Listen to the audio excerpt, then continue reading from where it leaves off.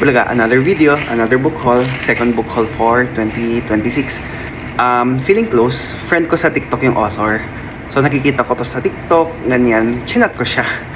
Kasi sa Shopee, syempre madami nagbebenta ng books. So, chinat ko yung author.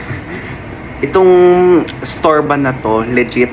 I mean, di ba, may pahintulot ba niya as author itong Shopee store?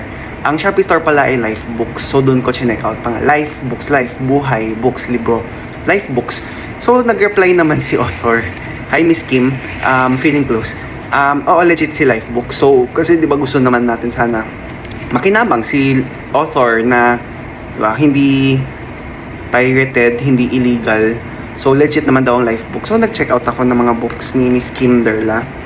Paglayag, Pagsibol, Paghilom.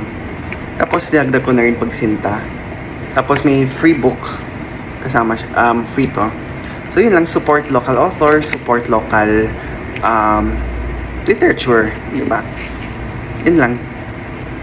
Feeling close. Lakas lang loob lang nakipag-chat. At least, diba, hindi pirated tong binili ko.